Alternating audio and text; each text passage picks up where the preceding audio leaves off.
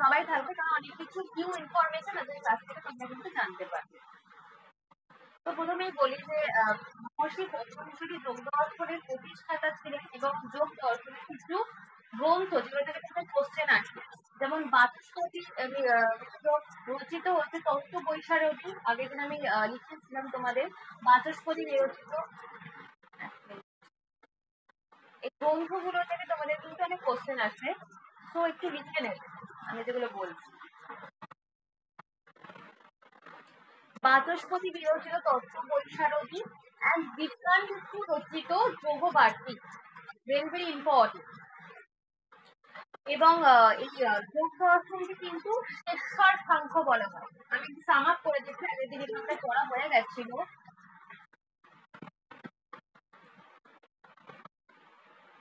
হ্যাঁ, তো যেটা বলছিলাম, বাচস্পতি মিশ্রের তত্ত্ব বৈশারদী এবং বিজ্ঞান ভিত্তিক যোগবার্তিক, এগুলো কিন্তু মানে যোগ দর্শনের কিছু রচিত গ্রন্থ, সেগুলো বলে দিচ্ছি, লিখে নেবে। এবং যোগ দর্শনকে কিন্তু শেষর সাংখ্য বলা হয়। এবং পতঞ্জলির যোগসূত্র কিন্তু 4টি পাদ, সমাধিপাদ, সাধনপাদ, বিভূতিপাদ, কৈবল্যপাদ, এই 4টি পাদে সবথেকে আগে পড়িয়ে দিচ্ছিলাম, তাই আমি বাঁচতে যাচ্ছি না, তোমাদেরকে আমি ক্লাসে দিয়ে দেবো। ওকে, একটু দেখে নে। তো আজকে আমরা যেটা পড়বো সেটা হচ্ছে চিত্তবৃত্তি।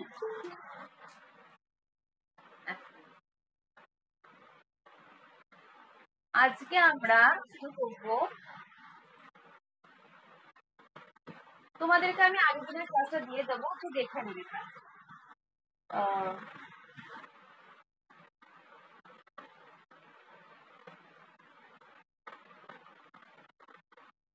হ্যাঁ, আজকে আমরা এখান থেকে শুরু করব, চিত্ত and its বৃত্তি।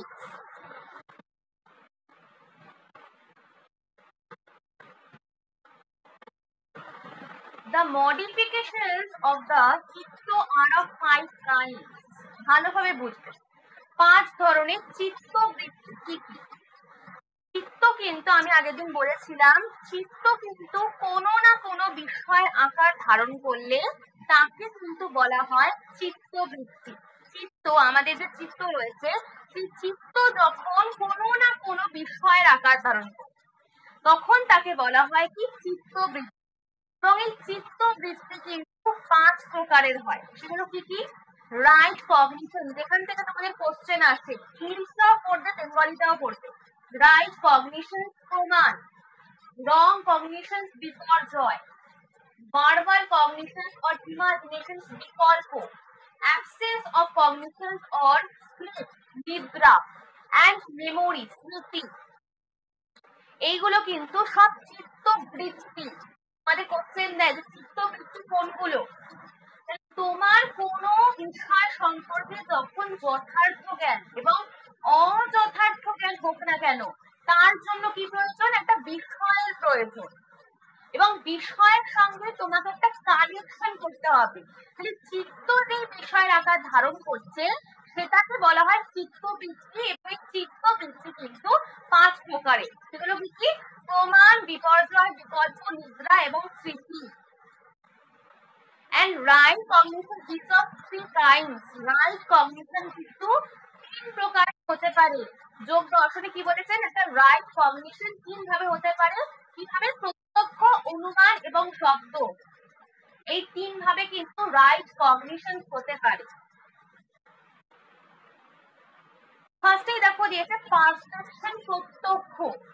When the chitta through the sense organs comes into contact with the external object and assumes its form or comes into contact with the internal mental state. চিত্ত যখন বাইরের জগতে, ভালোভাবে বুঝবে, চিত্ত যখন বাইরের জগতের কোনো বিষয়ের প্রতি আকৃষ্ট হচ্ছে আমাদের চিত্ত, তখন বাইরের জগতের জ্ঞান হয়। এবং চিত্ত যখন অন্তর ইন্দ্রিয়ের দ্বারা আমাদের ভেতরের দিকে ধাবিত হয়, তখন কিন্তু মেন্টাল যে কোনো বিষয় সম্পর্কে, মেন্টাল স্টেট সম্পর্কে আমাদের জ্ঞান হয়ে থাকে। এবং আমাদের কিভাবে হতে পারে? পারসেপশন বলতে পারি একটা কিভাবে হয়, বাহ্য প্রত্যক্ষের দ্বারা হয় আর একটা আন্তঃ প্রত্যক্ষের দ্বারা হয়। এবার আমি আসবো যে বাহ্য প্রত্যক্ষ, এটা মানে কি? বাহ্য প্রত্যক্ষ মানে কি? যখন আমাদের চিত্ত, আমাদের পাঁচটা যে সেন্স অর্গান রয়েছে, আমাদের যে পাঁচটা সেন্স অর্গান রয়েছে, সেন্স অর্গানের মাধ্যমে বাইরের বিষয়ের প্রতি আকৃষ্ট হয় এবং সেই বিষয় সম্পর্কে তার চিত্ত যখন আকারটা ধারণ করছে তখন বাহ্য বিষয় সম্পর্কে জ্ঞান হয়। কি বললাম? আমাদের প্রত্যক্ষ পারসেপশন, এই পারসেপশন কিন্তু দু প্রকারের, একটা কি বাহ্য প্রত্যক্ষ আর একটা হচ্ছে আন্তঃপ্রত্যক্ষ। বাহ্য প্রত্যক্ষ মানে কি? আমাদের চিত্ত যখন আমাদের যে পাঁচটা সেন্স অর্গান রয়েছে সেই সেন্স অর্গানের মাধ্যম দিয়ে বাইরের বিষয়ের প্রতি আকৃষ্ট হয় এবং সেই বিষয় সম্পর্কে তার চিত্ত যখন আকারটা ধারণ করছে তখন কিন্তু বাহ্য বিষয় সম্পর্কে জ্ঞান হয়। এবং যখন আমাদের মনের দিকে সেটা ধাবিত হয় তখন কিন্তু অন্তর বিষয় সম্পর্কে জ্ঞান হয়। তাহলে সাংখ্য এবং যোগ এই দুটো দর্শনে কিন্তু বলা হয়েছে পারসেপশন দু ধরনের, একটা হচ্ছে বাহ্য প্রত্যক্ষ আর একটা হচ্ছে অন্তর প্রত্যক্ষ। লিখে রাখবে। এরপরে রয়েছে কি ইনফারেন্স or অনুমান। When the soul cognize the generic natures of things, চিত্ত যখন কোনো বিষয় সম্পর্কে কোনো সাধারণ ধর্মকে নির্দেশ করে, যে কোনো সাধারণ ধর্মকে নির্দেশ করে তখন তাকে বলা হয় কি অনুমান। যখন তুমি একটা বিষয় দেখছো, কোনো দৃষ্ট বস্তু, এমন কোনো দৃষ্ট বস্তুর সাহায্যে যখন কোনো অদৃষ্ট বস্তু দেখা যায় না, অদৃষ্ট, সেই অদৃষ্ট বস্তু সম্পর্কে জ্ঞান লাভ করা যায়। তাহলে কোন বস্তুর যখন সাধারণ ধর্ম সম্পর্কে আমরা জানতে পারি তখন তাকে বলা হয় কি অনুমান। লিখে রাখবে। When the chitta cognize the generic natures of things, এটাকে বলা হচ্ছে কি অনুমান। মানে চিত্ত যখন কোনো বিষয়ের সাধারণ কোনো ধর্মকে নির্দেশ করছে তখন তাকে বলা হয় অনুমান। দৃষ্ট বিষয় বা বস্তুর সাহায্যে যখন কোনো অদৃষ্ট বস্তু বা বিষয় সম্পর্কে জ্ঞান লাভ করা হয় সেটাকে বলা হচ্ছে কি অনুমান। তারপর হচ্ছে ভার্বাল টেস্টিমনি, শব্দ। একটা লোক তোমায় যা যা বলছে সেই বিষয় সম্বন্ধে তোমার বিষয় আকার ধারণ করবে। যেমন তুমি যখন কোনো আপ্ত ব্যক্তি, ভ্রম, প্রমাদ, বিপ্রলিপ্সা, করোনা, কটক, এটা তার মধ্যে নেই, সে হচ্ছে আপ্ত ব্যক্তি। সেই আপ্ত ব্যক্তির কথা শোনো বা কোনো বিশ্বাসযোগ্য ব্যক্তির কথা শোনো। তাহলে আপ্ত ব্যক্তি মানে বিশ্বাসযোগ্য ব্যক্তি, তিনি যেটা বলছেন সেটা হলো কিন্তু জ্ঞান পদবাচ্য, তুমি বিশ্বাস করছো কারণ সে তো ভ্রম, প্রমাদ এগুলো থেকে মুক্ত রয়েছে। তাহলে যিনি ভ্রম, প্রমাদ, বিপ্রলিপ্সা, করোনা, পাতক এগুলো থেকে মুক্ত এবং যথার্থ ব্যক্তির বক্তব্য শুনে শ্রোতার চিত্তে, তোমার চিত্তে বিষয়ের আকারটা ধারণ করলে তাকে কিন্তু বলা হয় কি শব্দ। ওকে, এবং এই তিনটে প্রমাণের মাধ্যমে কিন্তু যোগ দর্শনে কি বলা হচ্ছে, এই প্রত্যক্ষ, অনুমান এবং শব্দ, এই তিনটে প্রমাণের মাধ্যম দিয়ে রাইট কগনিশন হয়। ওকে, এরপরে কি আছে বিপর্যয়। বিপর্যয় is positively wrong knowledge like that of a rope snake. তাহলে প্রত্যক্ষ, অনুমান, শব্দের এই তিনটে প্রমাণের মাধ্যম দিয়ে আমাদের রাইট কগনিশন হয়। তো এই বিপর্যয়ের মাধ্যম দিয়ে কিন্তু আমাদের রং কগনিশন বা রং নলেজ হয়। যেমন দেখো একটা উদাহরণ দিয়ে বলে সুবিধা হবে। যেমন রজ্জুর তলে যখন এই দড়িকে যখন সাপ বলে মনে করছি আমরা, এটাকে কিন্তু বলা হয় বিপর্যয়। তুমি দড়িকে সাপ বলে ভুল করছো, এটাকে বলা হচ্ছে কি বিপর্যয়। তাহলে রজ্জুর তলে যখন একটা সর্পের জ্ঞান হয় তা হলো কিন্তু পজিটিভ রং নলেজ। তোমাদের কোশ্চেন দেয় পজিটিভলি রং নলেজ, কিন্তু এটা পজিটিভলি রং নলেজ। তাহলে রজ্জুর তলে যখন তুমি তুমি যখন দড়িকে সাপ করে ফুল করছো, এখন জয়েন করিনি,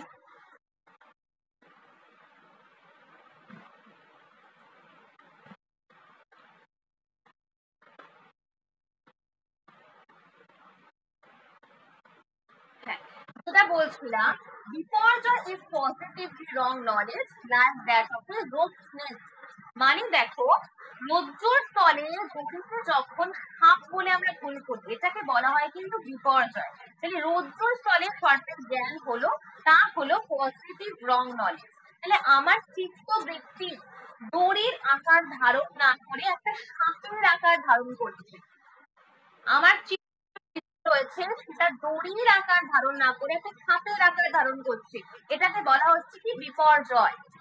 এটাকে কিন্তু বলা হচ্ছে বিপর্যয়। তাহলে চিত্তবৃত্তির বাহ্য বিষয়ের মতো যখন রাইট হয়, তা বাহ্য বিষয়ের আকার ধারণ করে, তাহলে সেখানে কিন্তু রাইট কগনিশন হয়।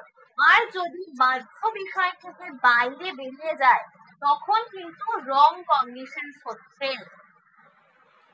এরপরে দেখো কি বলছে, বিকল্প ইজ, এগুলো থেকে তোমার একদম কোশ্চেন আছে, ঠিক আছে, মানে খুব ইম্পর্টেন্ট এই জায়গাটা। বিকল্প is near normal cognitions like that of a hare's horn. কি বলছে, জ্ঞান কেবল শব্দশ্রয়ী, যেখানে শব্দের অর্থ অনুসারে কোনো বস্তু থাকে না, তাকে কিন্তু বিকল্প বলা হয়। যেমন ধরো আকাশ কুসুম, শশশৃঙ্গ, গন্ধাপুত্র। তুমি যখন গন্ধাপুত্র ভাবছো, তুমি মনে করছো গন্ধাপুত্র, এটা তুমি ইমাজিনেশন করছো, তাহলে তোমার চিত্ত কিন্তু গন্ধাপুত্রের আকার ধারণ করার চেষ্টা করছে। তাহলে আগে তোমার কিন্তু চিত্ত হবে, অর্থাৎ চিত্তটা বাহ্য বস্তুর আকার ধারণ করবে এবং সম্পর্কে তার জ্ঞান হয়। পরবর্তী জ্ঞানটা বাহ্য বস্তুর অনুরূপ হয়, তাহলে কিন্তু সেটা সঠিক হবে। যদি তা বাহ্য বস্তুর অনুরূপ না হয়, তাহলে কিন্তু সেটা রং নলেজ হবে। যদি একই রকম হয়, তাহলে সেটা বাস্তব জগতের অনুরূপ কোনো বস্তু সেখানে থাকবে, এটাকে বলা হয় কিন্তু বিকল্প। ওকে, বোঝা যাচ্ছে বিকল্প কি? ক্লিয়ার হয়েছে? কিন্তু কোশ্চেন আসে খুব। এরপরে হচ্ছে নিদ্রা। নিদ্রা called absence of cognition. It is a mental modification because after sleep a person says I slept sound and knew nothing and therefore knowledge, এটা নলেজ হবে। তো এটা কি বলছে, নিদ্রাকালে ধরো তুমি রাত্রিবেলা ঘুমালে, হঠাৎ সকাল তোমার 8টায় ঘুম ভাঙলো, এইবার তুমি বললে যে সারা রাত আমার কোনো জ্ঞানই ছিল না। তাহলে জ্ঞান না থাকার যে জ্ঞান তোমার হয়েছে, এটাকে বলা হয় কিন্তু নিদ্রা। তোমার যে সারা রাত কোনো জ্ঞান ছিল না, এইটাকে বলা হচ্ছে কিন্তু জ্ঞান না থাকার যে তোমার একটা জ্ঞান হয়েছে, তোমার জ্ঞান কোনো কিছু ছিলই না রাত্রিবেলা, সেটাকে বলা হচ্ছে কিন্তু নিদ্রা। তাহলে নিদ্রা মানে কিন্তু জ্ঞানের অভাব, তোমার সেখানে অভাব ছিল, জ্ঞানটা যে ছিল সে জ্ঞানের অভাব বিষয়ে কিছু জ্ঞান, সেটাকে বলা হচ্ছে কি নিদ্রা। There must be some mental modification to support this absence of impressions left behind. এরপরে কি দিয়েছে, স্মৃতি is the recollection of past experience, so there must be some mental modification to support this absence of impressions left behind. যেমন তুমি আগে, একটা উদাহরণ দিয়ে বলি, যেমন তুমি আগে পাহাড়ে ঘুরতে গিয়েছো, পরে যখন তোমার সেই পাহাড়ের কথা মনে পড়ছে, তাকে বলা হয় কিন্তু স্মৃতি। তাহলে তোমার চিত্ত কিন্তু অনুযায়ী একটা ধারণা তৈরি করছে, এটাকেই কিন্তু বলা হয় স্মৃতি। হলো কিন্তু অতীত অভিজ্ঞতার সংস্কার, যা আমাদের মনে থেকে যায়, তাকেই কিন্তু বলা হয় স্মৃতি। এবার বলো, এই চিত্তবৃত্তি, 5 প্রকার চিত্তবৃত্তি এবং এই রাইট কগনিশন এবং এই 5টা কিন্তু রং কগনিশন, এগুলো তো হয়েছে না, কিন্তু অনেক কোশ্চেন দেখান যে স্মৃতি একটা দিয়ে দিল, এটা কি, ঠিক আছে, বলে দিল recollection of the past experience to there must be some mental modification। এটা মানে 4টে অপশন দিল, কি হবে। তো এগুলো ইম্পর্টেন্ট। এরপরে আমি আসবো হচ্ছে in fact the Purush is the eternally pure and the transcendental consciousness. It is the Chitto with the reflections of the Purush in it or is the Purush in the Chitto. কি বলছে এখানে? পুরুষ বা আত্মা মানে কিন্তু ইটারনালি pure. যোগ দর্শনে কি বলা হয়েছে যে পুরুষ বা আত্মা মানে হচ্ছে কিন্তু ইটারনালি পিওর, মানে সবসময় সে পিওরই থাকবে। এবং যোগ দর্শনে কিন্তু পুরুষের নিত্য শুদ্ধ বুদ্ধ মুক্ত, মানে পুরুষ কখনোই কিন্তু বদ্ধ হয় না। লিখে রাখবে, পুরুষ যোগ দর্শনে বলা হয়েছে কখনো বদ্ধ হয় না। পুরুষ হচ্ছে নিত্য শুদ্ধ বুদ্ধ এবং মুক্ত। পুরুষ বা আত্মা কিন্তু বদ্ধ অবস্থাকে প্রাপ্ত হয়। তা আমরা কিন্তু মনে করি, শুধুমাত্র মনে করি যে বদ্ধ অবস্থা প্রাপ্ত হয়। আজও যোগ দর্শনে বলা হয়েছে পুরুষ সবসময় নিত্য শুদ্ধ বুদ্ধ মুক্ত থাকে, বদ্ধ অবস্থা প্রাপ্ত হয় না। পুরুষ কিন্তু ইটারনালি পিওর। এখানে কিন্তু আমাদের কোশ্চেন দেয় eternally pure and the transcendental consciousness, এটা কনসাসনেস হবে। এবং যে কনসাসনেস কোনো কিছুর দ্বারাই বদ্ধ হয় না, যে কনসাসনেসটা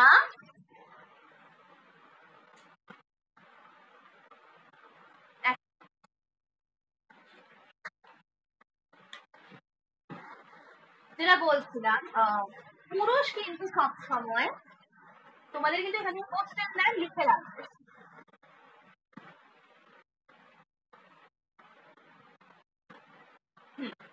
In fact, the Purush is the eternally pure and transcendental consciousness. মানে কিন্তু পুরুষ সবসময় কি হয়? পুরুষ সবসময় কিন্তু নিত্য থাকে। যোগ দর্শনে কিন্তু তোমরা কখনোই ভুল করবে না, পুরুষ কিন্তু বদ্ধ থাকে না, বদ্ধ অবস্থা প্রাপ্ত হয় না। এটা আমাদের কিন্তু মনের একটা ভুল। পুরুষ কিন্তু কোনো কিছুর দ্বারাই বদ্ধ হয় না, দেহের দ্বারা ইন্দ্রিয়ের দ্বারা কিন্তু বদ্ধ হয় না। এবং চিত্ত যেহেতু সদ্গুণের প্রভাব থাকে, আমাদের চিত্তে সত্য গুণের প্রভাব থাকে, সেহেতু পুরুষের রিফ্লেকশন, পুরুষের মধ্যে যে রিফ্লেকশন সেটা কিন্তু চিত্তের ওপরে পড়ছে এবং পুরুষের প্রতিবিম্ব চিত্তের ওপরে প্রতিফলিত হয় এবং পুরুষ সেই জন্য নিজেকে চেতন বলে মনে করে। ঠিক আছে, পুরুষ কিন্তু সেই জন্য নিজেকে চেতন বলে মনে করে। কিন্তু আমি আগের দিনও বলেছিলাম চিত্ত কিন্তু কখনো চেতন হয় না। তোমাদের কিন্তু অনেকের কনসেপ্ট ক্লিয়ার নেই। চিত্ত কিন্তু কখনোই চেতন হয় না, কিন্তু চিত্ত নিজেকে চেতন বলে মনে করে এবং এইভাবে তৈরি হয় কি জিনিস, which is the phenomenal ego or dream। চিত্তের ওপর পুরুষের প্রতিবিম্ব প্রতিফলিত হয় এবং এই প্রতিবিম্বিত হওয়ার ফলে কিন্তু which is the dream, মানে আমাদের প্রত্যেকের মধ্যে, ভালোভাবে বুঝবে, আমাদের প্রত্যেকের মধ্যে দেহ রয়েছে আর প্রত্যেকের মধ্যে পুরুষ আছে। আমাদের দেহ হচ্ছে চেতন এবং আমাদের যে আত্মা বা চেতন হচ্ছে কিন্তু সেই পুরুষ। এই আত্মা বা দেহের কম্বিনেশনে কিন্তু একটা জীব তৈরি হচ্ছে এবং এই জীবের পেইনফুল এক্সপেরিয়েন্স হয়। আমাদের মধ্যে দুঃখ কষ্ট রয়েছে, সব কটা জীবের মধ্যে কিন্তু দুঃখ কষ্ট রয়েছে, which is subject to birth and death and transmigrations and to all painful or pleasurable experience and which imagines itself as the agent and the enjoyer। ভালো করে বলছি, কখনো তারা কিন্তু, মানে আমরা কিন্তু সবসময় আমাদের মধ্যে কি হয়, একটা সুখ দুঃখ এরকম একটা পরিস্থিতি ক্রিয়েট হয় এবং প্রত্যেকটা জীবের মধ্যে কিন্তু এই সুখ এবং দুঃখ এগুলোর যে একটা এক্সপিরিয়েন্স হয়, সেটা প্রকৃতি নাকি পুরুষের জন্য হয়? কিসের জন্য হয় বলতে পারবে তোমরা? এই আমাদের মধ্যে মধ্যে যে দুঃখ কষ্টগুলো সৃষ্টি হচ্ছে, এটা প্রকৃতির জন্য হচ্ছে নাকি পুরুষের জন্য হচ্ছে? এটা কিন্তু প্রকৃতির জন্য হয়, এটা কিন্তু প্রকৃতির জন্য হয়, দেহের জন্য এবং চিত্তের জন্য এবং আমাদের মনের জন্য এগুলো হচ্ছে। এবং এই জন্যই কিন্তু পেইনফুল এবং প্লেজারেবল এক্সপিরিয়েন্স কিন্তু জীবের মধ্যে হয়। এবং এই জীবেরই কিন্তু একমাত্র জন্ম আছে এবং মৃত্যু আছে এবং রিইনকার্নেশন মানে জন্মান্তর রয়েছে। There are 5 kinds of suffering flesh.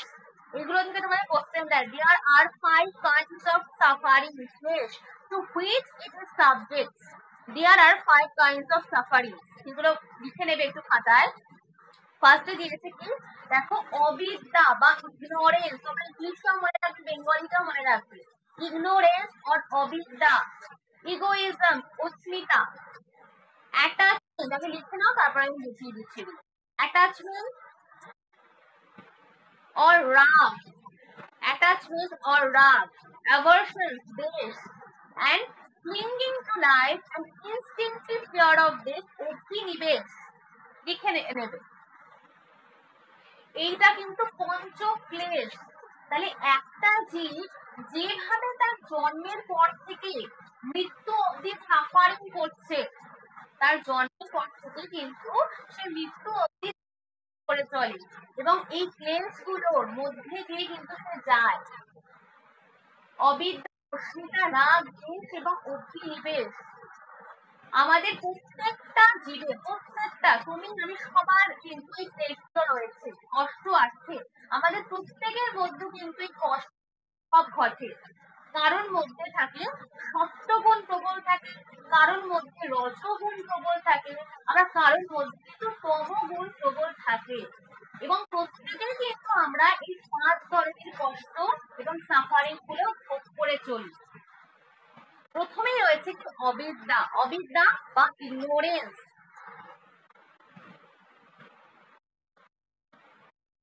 মানে কি অজ্ঞতা, আমাদের মধ্যে অজ্ঞতা থাকে, ইগনোরেন্স থাকে, এটাকে কিন্তু বলা হচ্ছে অবিদ্যা।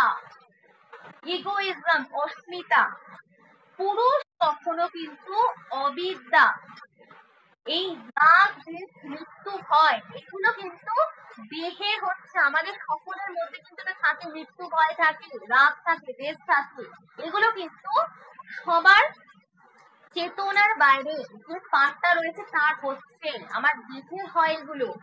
এবং পুরুষ কিন্তু কখনোই এগুলোর শিকার হয় না, পুরুষ কিন্তু কখনোই এই রাগ, দ্বেষ, এই অভিনিবেশে এগুলো শিকার হয় না, ঠিক আছে?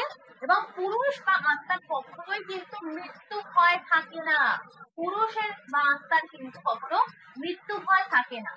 এবং আত্মার অবিদ্যা, অস্মিতা, রাগ, দ্বেষ, অভিনিবেশ কিন্তু হয় না।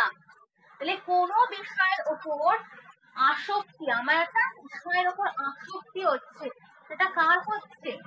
সেটা কিন্তু আমাদের চিত্তের হয়।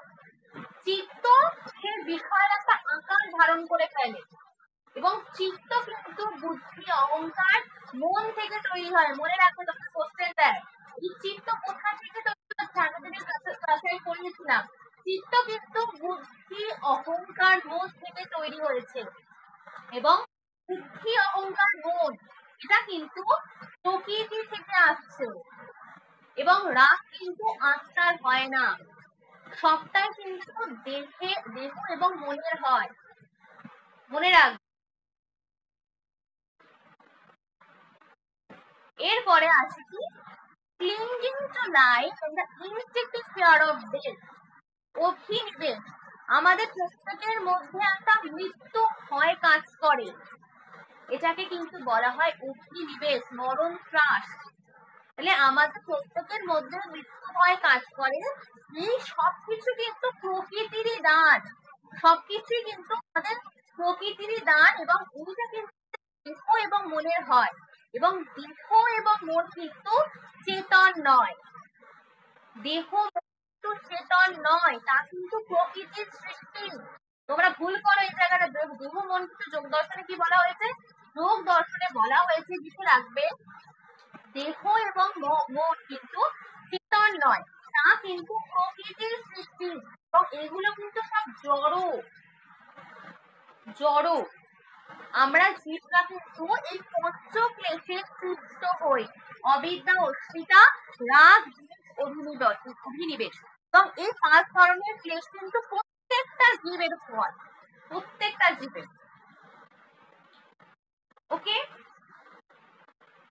তাহলে কি বললাম, আমি আরেকবার তোমাকে রিপিট করে দিই যে প্রকৃতি এবং পুরুষ, এই প্রকৃতি এবং পুরুষের ভেদ জ্ঞান হয়, তখন মোক্ষ লাভ হয়ে যায়, লিবারেশন হয়। তোমাদের কোশ্চেন দেয় প্রকৃতি এবং পুরুষের মধ্যে যখন আমরা একটা ভেদ করতে পারি, তখন কিন্তু আমাদের মধ্যে লিবারেশন হয়।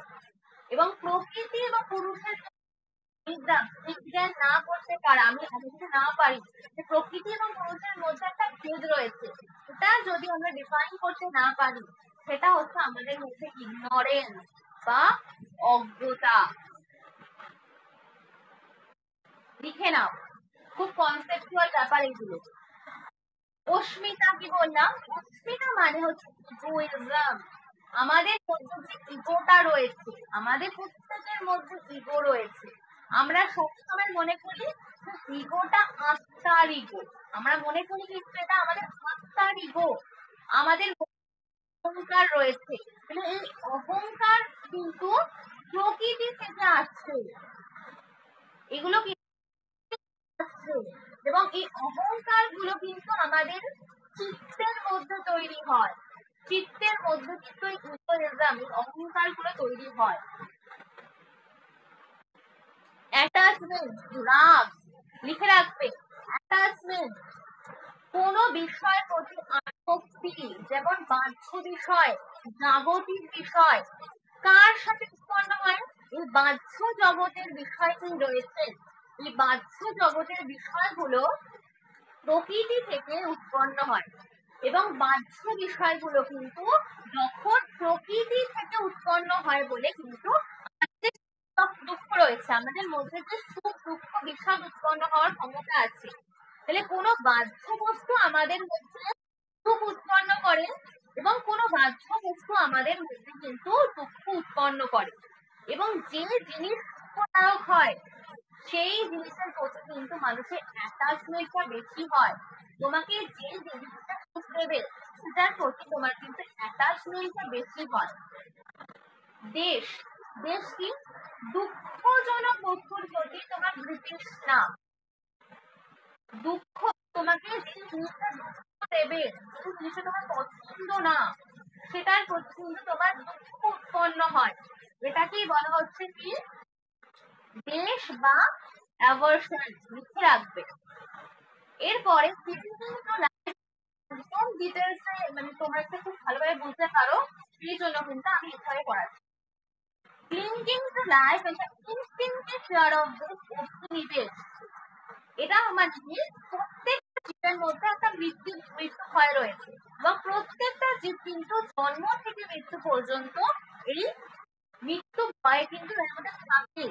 এই পঞ্চক্লেশের, অবিদ্যা, অস্মিতা, রাগ, অভিনিবেশ, এই পঞ্চক্লেশের কিন্তু প্রত্যেকটা জীবের মধ্যে থাকে, এবং এই পঞ্চক্লেশ থেকে আমাদের মুক্ত হতে হবে। ভারতীয় দর্শনের মূল লক্ষ্য কি? দুঃখের হাত থেকে পরিত্রাণ পাওয়া, মুক্তি পাওয়া। প্রত্যেকটা জীব কিন্তু বেঁচে থাকাকালীন দুঃখ কষ্টগুলো তাদের মধ্যে ভোগ করতে হবে। তাহলে আমরা কিন্তু মনে করি আমাদের আত্মা বদ্ধাবস্থা প্রাপ্ত হয়, বেসিক্যালি আত্মা কখনো বদ্ধ হয় না।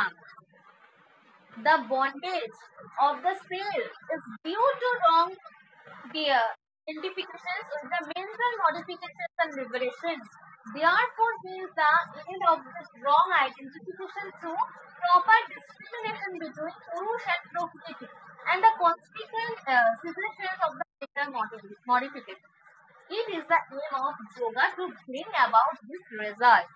ভালোভাবে বলছো, আমরা মনে করি যে আমাদের আত্মা বদ্ধ অবস্থা প্রাপ্ত হয়েছে, বেসিক্যালি কিন্তু আত্মা কখনো বদ্ধ হয় না।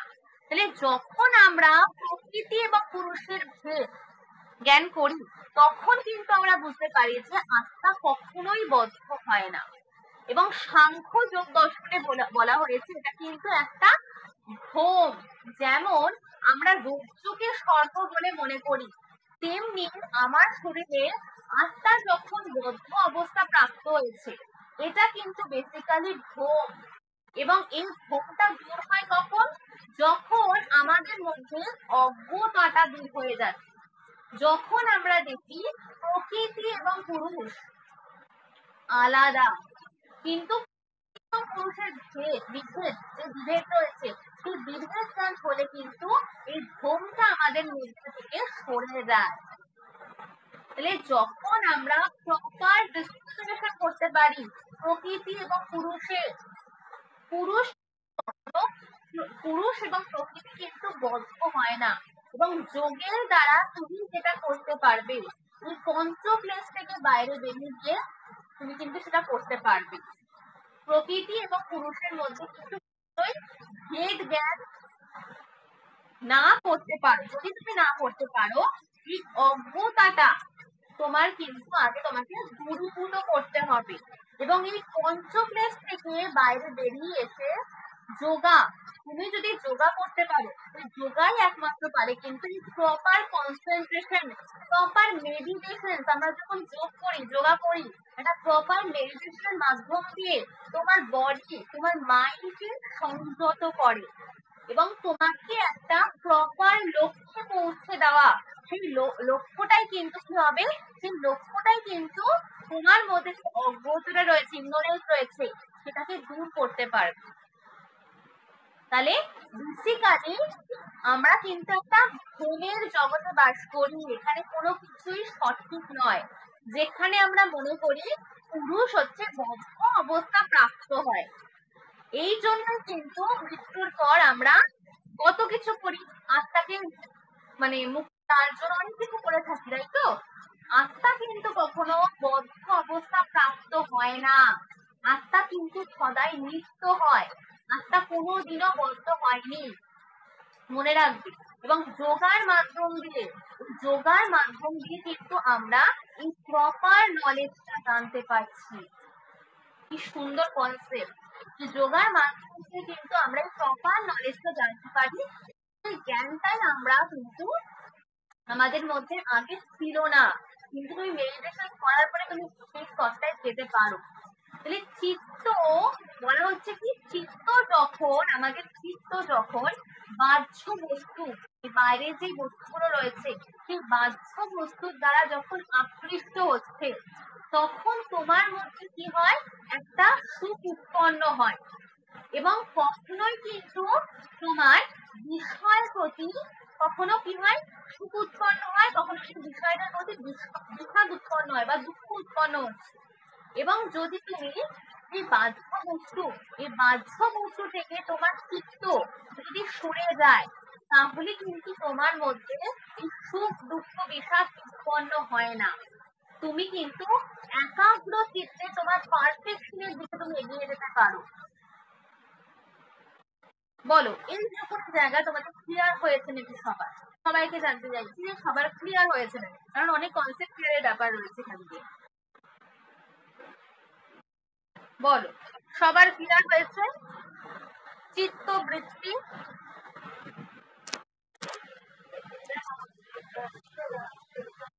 হ্যাঁ হ্যাঁ হ্যাঁ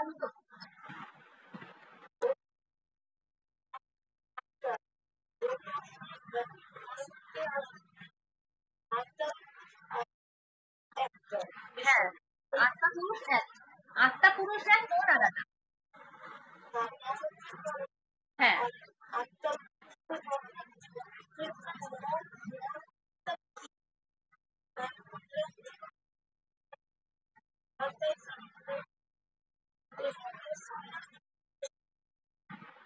আত্মা হচ্ছে আমাদের যে আমাদের মানে দুঃখ কষ্ট হচ্ছে, ঠিক আছে? আমাদের একটা বস্তুর প্রতি মানে মানে আত্মা কি? আত্মা হচ্ছে এখানে বলা হচ্ছে মানে আত্মা হচ্ছে জড়, ঠিক আছে?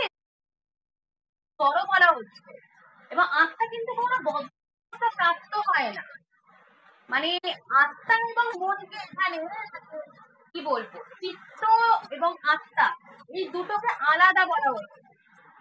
মানে আমি এটা মানে বুঝেছি যেইটুকুনি পড়ে সেইটুকুনি মানে তোমাকে বোঝানোর চেষ্টা করছি, যেখানে বলা হচ্ছে যে আমরা যে বিভিন্ন বিষয়ের প্রতি মানে আমাদের আকৃষ্ট হয়, দুঃখ কষ্ট দুঃখের প্রতি যে বিচ্ছিন্ন হয়, ঠিক আছে, সেই জিনিসটা কিন্তু আমাদের আত্মার মধ্যে হচ্ছে।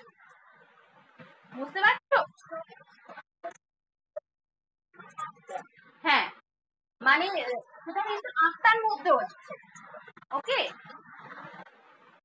আর এখানে মন, সেভাবে মনকে কিছু বলা হয় না, চিত্তের কথা বলা হয়েছে। চিত্ত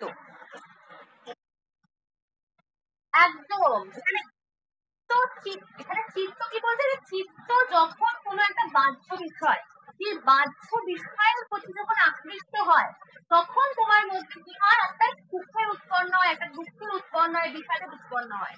ঠিক আছে, এখানে কিন্তু মনের ভাবে আমি দেখি যে যোগ দর্শনে মনটাকেই মনে হয় চিত্ত হিসেবে তারা কনভার্ট করেছে।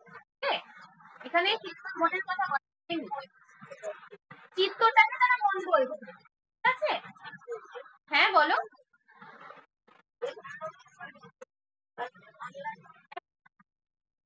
ন্যায় দর্শনে বলা হয়েছে, হ্যাঁ সব দর্শনই বলা হয়েছে, কিন্তু এই যোগ দর্শনে আমিও শিখে আসতে পারি কনসেপ্টটা, এখানে চিত্তটা মন হিসেবে করা হচ্ছে। ওকে, হ্যাঁ একদম একদম একদম, কোনো কনসেপ্ট চেতন কিন্তু নয়, অনেকে ভুল করো এটা, অনেকের মধ্যে কনসেপ্ট ক্লিয়ার নেই, এটা কিন্তু যত একদম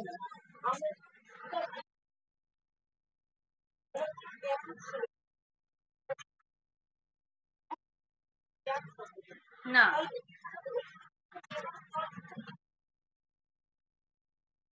একদম না, আমাদের মধ্যে তখন থাকবে এই জ্ঞানটা, আমাদের মধ্যে জ্ঞান থাকবে, জ্ঞান আমাদের সেই সময় কোনো জ্ঞান ছিল না, যদি মধ্যে তুমি চিন্তা করো না, যদি আমাদের সময় আমরা যদি আমরা আনকনসিয়াস অবস্থায় আছি সেই সময়টা, ঠিক আছে, কিন্তু সকালবেলায় উঠে তোমার মনে হলো যে সেই সময়টা আমার জ্ঞান ছিল না, তাহলে তোমার মধ্যে চেতনাটা রয়েছে, কিন্তু সেই সময়টায় আমি সেই ডিপ স্লিপে চলে গেছিল, তুরিও যে ব্যাপারটা আমরা পড়েছিলাম, জাগ্রত স্বপ্ন তুরিও। ওকে, ওই ডিপ স্লিপে ওই সময়টা তোমার জ্ঞান ছিল না, তখন তোমার জ্ঞানটা শিখলো, তখন তুমি বুঝতে পারবে। ঠিক আছে, হ্যাঁ এটাই। তো এখানে কিন্তু চিত্ত মনকে এক করে দেখা হয়েছে যোগ দর্শনে। ঠিক আছে, এখানে মনের কনসেপ্ট কিন্তু মানে চিত্তটাকেই তারা মন বলছে। তো যেটা বলছিলাম, চিত্ত যখন কোন একটা বাহ্য বস্তু, ভালোভাবে বলছে এই জায়গাটা, চিত্ত যখন কোন একটা বাহ্য বস্তুর দ্বারা আকৃষ্ট হচ্ছে, তখন তোমার মধ্যে কিন্তু এই সুখের উৎপন্ন হচ্ছে, কখনো কি হচ্ছে তোমার মধ্যে খাদের উৎপন্ন হচ্ছে। তাহলে যদি এই বাহ্য যে বস্তু, সেই বাহ্য বস্তুর থেকে তোমার চিত্ত বা তোমার মনই আমি বলি, তোমার মন যদি সরে যায়, তাহলে তোমার মধ্যে কিন্তু সুখ দুঃখ বিষাদের উৎপন্ন হবে না। তুমি কিন্তু একাগ্র চিত্ত বা মনে তোমার কিন্তু পারফেকশনের দিকে এগিয়ে নিয়ে যেতে পারবে। তুমি একটা বিষয়ের প্রতি পারফেকশন যে কি করে, কনসেন্ট্রেশন বের করে।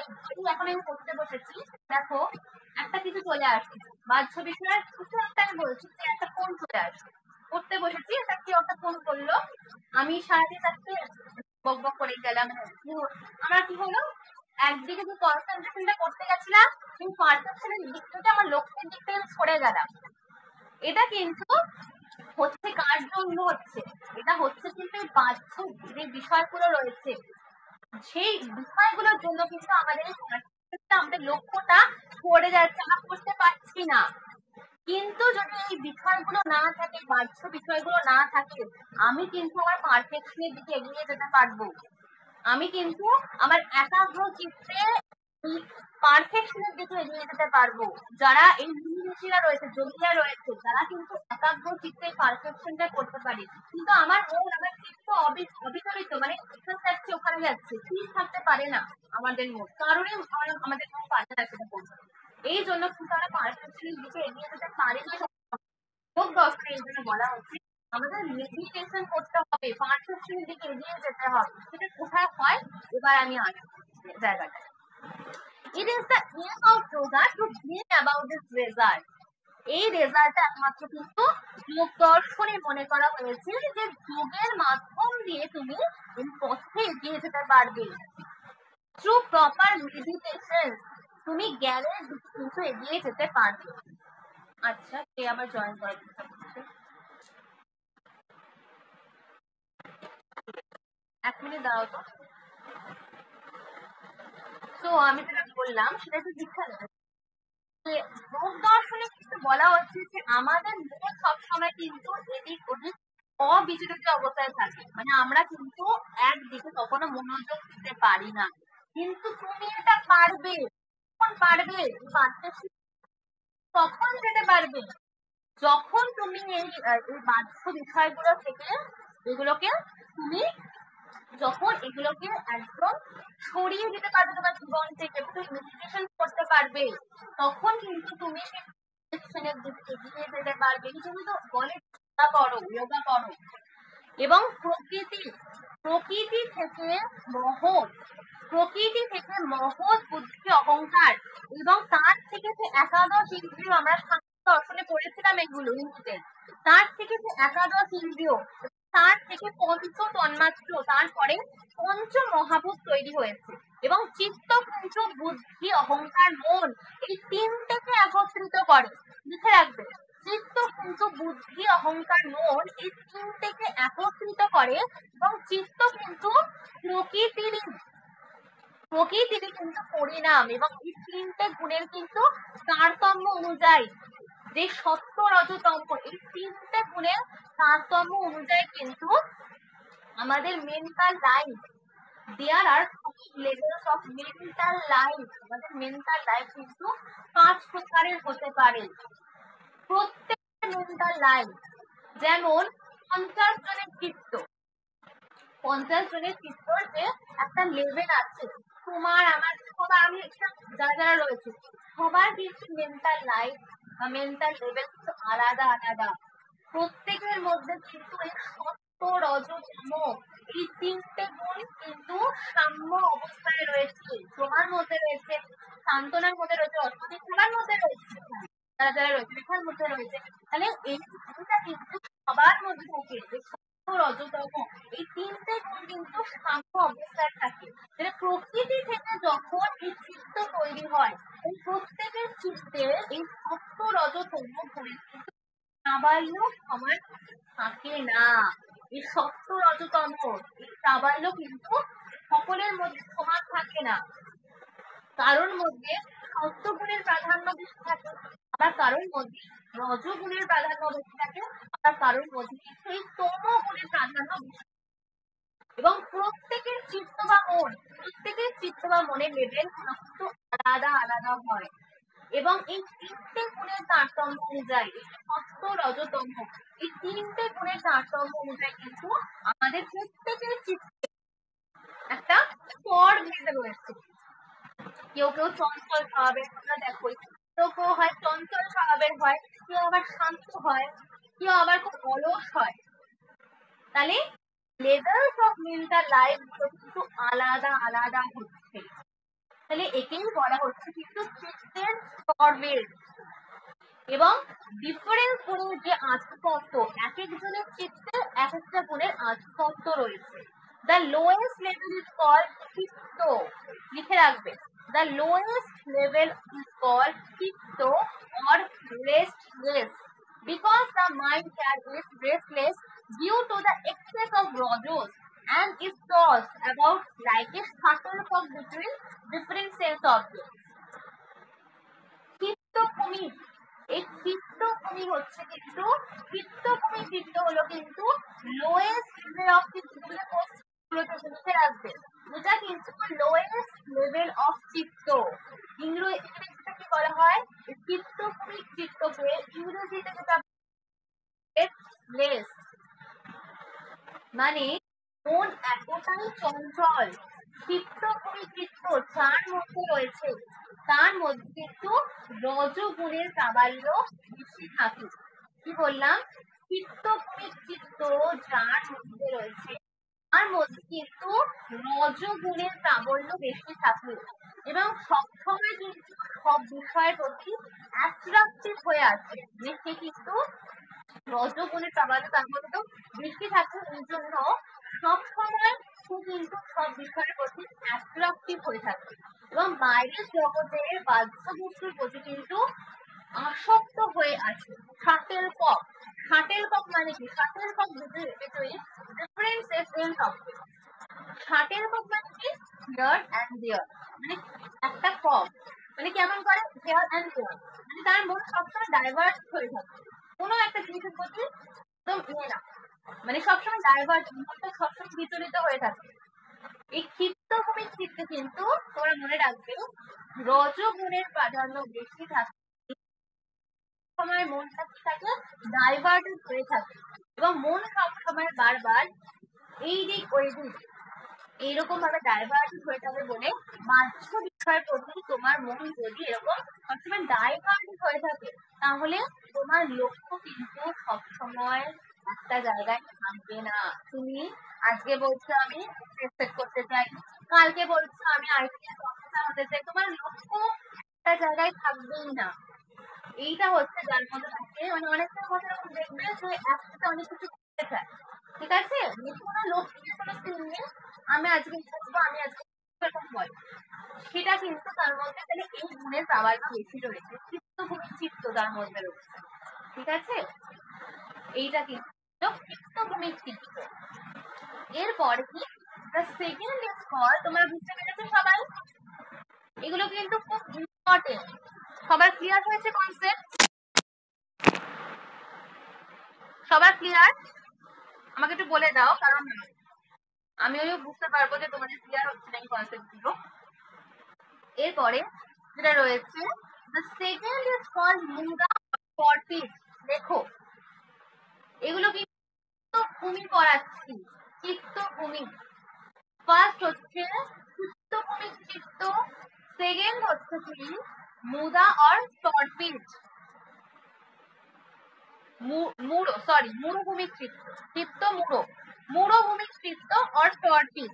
যার মধ্যে এই মূঢ়ভূমিক চিত্ত রয়েছে তার মধ্যে তমোগুণ, the mind there has a predominance of তমোস, লিখে রাখো। যার মধ্যে এই মূঢ়ভূমিক চিত্ত রয়েছে তার মধ্যে কিন্তু তমোগুণের আধিক্য কিন্তু বেশি থাকে। অনেকে দেখবে, মানে অনেকেই এরকম রয়েছে, অনেকে দেখবে খুব বেশি অলস, কোনো কাজ করতে চায় না, খুব অলস, মানে তার মধ্যে কিন্তু ইগনোরেন্স অবস্থা ভরে ভরে রয়েছে, সবসময় কি স্লিপি অ্যাটিটিউড, সবসময় সবসময় ঘুমাতে চাইছে, স্লিপি অ্যাটিটিউড, ঘুম পাচ্ছে, লেখার কোনো কাজ করছে না। তাহলে এইটা কিন্তু এই ধরনের চিত্ত যাদের মধ্যে আছে সেই চিত্তকে কি বলা হয়? মূঢ়ভূমিক চিত্ত অর্পিড, সবসময় অলস হয়ে থাকে এবং এর মধ্যে কিন্তু কিসের প্রাধান্য বেশি আছে? তমোগুণের আধিক্য বেশি রয়েছে। তোকে কোশ্চেন দেয় মূঢ়ভূমিক চিত্তে কিন্তু তমোগুণের আধিক্য বেশি থাকে, সবসময় অলস, কাজ করতে চায় না। এরপরেটা আছে the third is called বিক্ষিপ্ত or distracted. Here সত্য predominant but rajas also assert itself at times. এই এটা কিন্তু বিক্ষিপ্ত, লিখে নাও, বিক্ষিপ্ত ভূমিক চিত্ত যাদের রয়েছে তাদের মধ্যে অনেকটা কিন্তু সত্য গুণের প্রাধান্য থাকে। এই যাদের মধ্যে এই বিক্ষিপ্ত ভূমিক চিত্ত রয়েছে তাদের মধ্যে কিন্তু সত্য গুণের প্রাধান্য থাকে এবং মাঝে মাঝে রজগুণ তাদের মধ্যে কিন্তু প্রবেশ করে যায় এবং সব কিছুকে কিন্তু বিক্ষিপ্ত করে দিয়ে তা চলে যায়। But rajas also assert itself at times. তাহলে সত্যগুণের প্রাধান্য বেশি থাকে ইকুয়ালি, লিখে রাখো। এই যাদের মধ্যে এই বিক্ষিপ্ত ভূমিক চিত্ত রয়েছে তাদের মধ্যে কিন্তু সত্যগুণের প্রাধান্য থাকে ইকুয়ালি রজগুণের প্রাধান্য থাকার কারণে মনটা কিন্তু সেখানে ডিস্ট্রাক্টেড থাকে, বিচলিত থাকে, ডিস্ট্রাক্টেড থাকে এবং মনটা কিন্তু বিক্ষিপ্ত থাকে। দ্যাট ইজ কল্ড বিক্ষিপ্ত অর ডিস্ট্রাক্টেড। কোনো একটা জায়গায় মন সবসময় কি একটা বিক্ষিপ্ত অবস্থায় থাকে।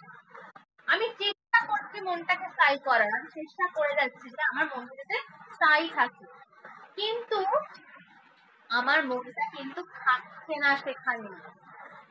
এটা কিন্তু বিক্ষিপ্ত আর ডিস্ট্রাক্টেড ভূমিক, বিক্ষিপ্ত ভূমিক চিত্ত। তোমরা ইংলিশটা কিন্তু পড়ে রাখবে, ওকে? ডিস্ট্রাক্টেড অর বিক্ষিপ্ত।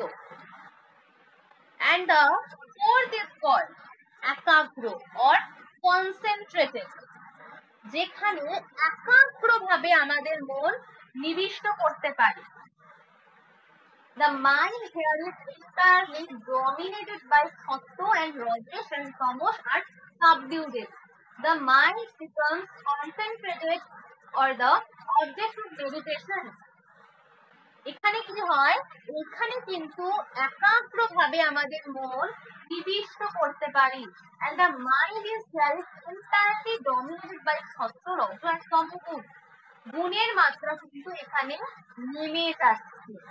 এখানে কিন্তু সত্য গুণের প্রাধান্য বেশি পরিমাণে আছে, তার জন্য কিন্তু রজ এবং তম গুণের প্রাধান্য কমে যাওয়ায় মন কিন্তু কোনো একটা জায়গায় আমাদের মন কিন্তু একাগ্রভাবে থাকছে এবং একাগ্রভূমিক চিত্তের এই স্তরে কিন্তু কোনো নির্দিষ্ট বিষয়ে তোমার কিন্তু কনসেন্ট্রেট করা সম্ভব।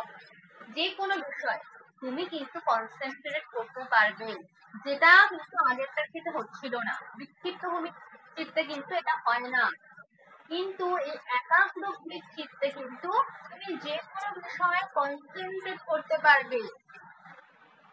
এবং এটা কিন্তু মেডিটেশন, তুমি যখন মেডিটেশন করার প্রথম ধাপই কিন্তু একাগ্র ভূমিক চিত্ত। তোমরা কিন্তু কোশ্চেন আসবে যে মেডিটেশন করার প্রথম ধাপে আমরা কোন চিত্তভূমিকে আমরা করি, সেটা কিন্তু একাগ্র ভূমিক চিত্রে হয়। মেডিটেশন করার প্রথম ধাপই কিন্তু হলো একাগ্র ভূমিক চিত্র, যেখানে আমরা কনসেন্ট্রেট করতে পারি যে কোনো বিষয়ের প্রতি।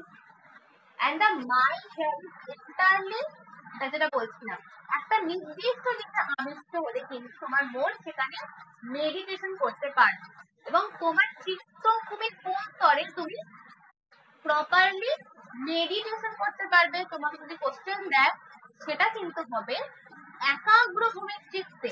এখানে কিন্তু সপ্তগুণের প্রাবল্য বৃদ্ধি ঘটে, কোশ্চেন দিতেই পারে।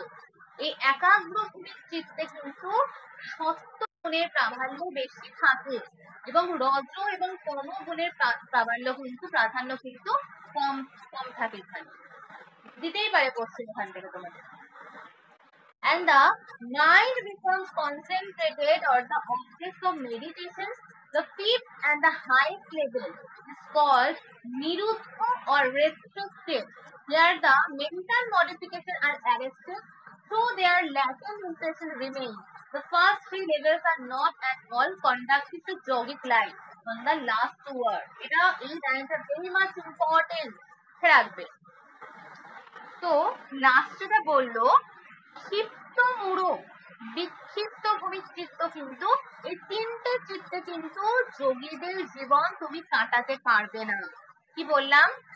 ক্ষিপ্ত মূঢ় এবং বিক্ষিপ্ত ভূমিক চিত্তে লিখে রাখো কোন কোন চিত্তে তুমি যোগীদের জীবন কাটাতে পারবে না। মানে ক্ষিপ্ত মূঢ় বিক্ষিপ্ত ভূমিক চিত্তে আমাদের মন কিন্তু এদিক ওদিক সেদিক করে, কিন্তু যোগীদের লাইফ কি হয়, যোগীরা কি করে থাকে, মেডিটেশন করে থাকে সবসময়। তাদের মন কি হয়, একটা বিষয়ের প্রতি নিবিষ্ট হয়ে থাকে, কোনো একটা বিষয়ের প্রতি। তাদের মন কিন্তু আমাদের মতো হয় না যে আজকে আমি পড়তে বসেছি, মোবাইলটা হাতের সামনে নিয়ে থাকলাম, মোবাইলের দিকে আমার মন হয়ে গেল, এরকম হয় না কিন্তু যোগীদের লাইফ। তো কি বলছে, ক্ষিপ্ত মূঢ় বিক্ষিপ্ত ভূমিক চিত্তে কিন্তু এই তিনটে চিত্তে যোগীদের জীবন তুমি কাটাতে পারবে না। তুমি যোগাভ্যাস করতে পারবে না, তুমি কনসেন্ট্রেশন মেডিটেশনের স্তরে যেতে পারবে না। যেখান থেকে তোমার কনসেন্ট্রেশন মেডিটেশন পসিবল হবে, লিখে রাখবে, যেখান থেকে তোমার কনসেন্ট্রেশন করতে পারবে, মেডিটেশন করতে পারবে, সেটা পসিবল হবে কোন চিত্তে পসিবল হবে, কোনো বেঙ্গলি বলতে হবে নেই, কোন চিত্তে পসিবল হবে সেটা কিন্তু লিখে নেবে, একাগ্র ভূমিক চিত্তে। একাগ্র ভূমিক চিত্তে কিন্তু এটা পসিবল হবে, কিন্তু লিখে রাখো এটা কিন্তু একাগ্র ভূমিক চিত্তে এটা কিন্তু হবে, এন্ড নিরুদ্ধ ভূমিক চিত্তে কিন্তু এটা হবে। এই দুটো স্টেজে কিন্তু, এই দুটো চিত্তভূমিতে কিন্তু তোমার মন কনসেন্ট্রেশনও করতে পারবে, মেডিটেশন করতে পারবে, এবং তোমার মন কমপ্লিটলি একাগ্র হয়ে গেছে, কোনো বাইরের দিকে তোমার মন ডাইভার্টেড হবে না, তাহলে কোনো রকম কোনো বিকার হবে না, তোমার মন একাগ্র ভূমিক চিত্তে এবং নিরুদ্ধ ভূমিক, এই দুটো চিত্তে কিন্তু, এই চিত্তভূমিতে কিন্তু কখনো তোমার মন বাইরের কোনো বিষয়ের প্রতি ডাইভার্টেড থাকবে না। তাহলে চিত্ত বাহ্য বিষয় এখানে কোনো আকার ধারণ করবে না, এই নিরুদ্ধ ভূমিক চিত্ত এবং একাগ্র ভূমিক চিত্তে চিত্ত কখনোই কোনো বিষয়ের প্রতি অ্যাটাচমেন্ট হবে না, তোমার মন বা চিত্ত কোনো বিষয়ের প্রতি অ্যাটাচমেন্ট হবে না, এবং চিত্তের যেখানে কোনো ধরনের কোনো বৃত্তি হবে না, সম্পূর্ণ বৃত্তিহীন অবস্থায় থাকে, সম্পূর্ণ বৃত্তিহীন অবস্থায় থাকে, যাকে কিন্তু বলা হয় নিরুদ্ধ ভূমিক চিত্ত, যেখানে চিত্তের কোন রকম কোনো বৃত্তি হবে না, চিত্ত কোন রকম কোনো বিষয়ের আকার ধারণ করবে না, এবং বাহ্য বস্তুর সঙ্গে কিন্তু চিত্তের কোনো অ্যাটাচমেন্ট হবে না, এবং চিত্তের বৃত্তিহীন অবস্থাকে কিন্তু বলা হয় কি নিরুদ্ধ ভূমিক চিত্ত। এবং নিরুদ্ধ ভূমিক চিত্ত কিন্তু মুক্তি লাভ করার জন্য, প্রকৃতি এবং পুরুষ জ্ঞান লাভ করার জন্য এই নিরুদ্ধ ভূমিক চিত্ত কিন্তু আসল। যেমন প্রথম তিনটে স্তর চিত্ত মূঢ় বিক্ষিপ্ত স্তরে, যেমন আমি যৌগিক লাইফ, যৌগিক লাইফ লিড করা কিন্তু পসিবল হয় না, যেটা বলেছে here the mental modification are arrested, there are lacking implements, the first three levels are not at all conducive to yogic life। এই যে চিত্ত মূঢ় বিক্ষিপ্ত ভূমিক চিত্ত, এখানে কিন্তু কোনো যৌগিক লাইফের জন্য এটা কিন্তু পসিবল নয়, কারণ এখানে মন সবসময় এদিক ওদিক শাটেল ককের মতো থাকে, যেটা বলছিলাম, মানে মন কখনো একটা বিষয়ের প্রতি নিবিষ্ট থাকে না, সবসময় ডাইভার্ট হয়ে যায়, এই জন্য এটা কিন্তু যৌগিক লাইফের পক্ষে সম্ভব নয়। অনলি দ্য লাস্ট ওয়ার্ড, একাগ্র ভূমিক চিত্র এবং নিরুদ্ধ ভূমিক চিত্র কিন্তু এটা হয়, তোমাদের কোশ্চেন দেবে, একাগ্র এবং নিরুদ্ধ ভূমিক চিত্রে কিন্তু এটা একমাত্র সম্ভব হয়, তোমার মন একটা বিষয়ের প্রতি শুধুমাত্র মনোনিবেশ করতে পারে। বলো তোমাদের ক্লিয়ার হয়েছে নাকি? এরপরে আমরা আরেকটা টপিকে আসবো, খুব ইম্পর্টেন্ট একটা টপিক, অষ্টাঙ্গিক যোগ। বলো সবার ক্লিয়ার হয়েছে? সবার ক্লিয়ার হয়েছে নাকি আমাকে একটু জানাও।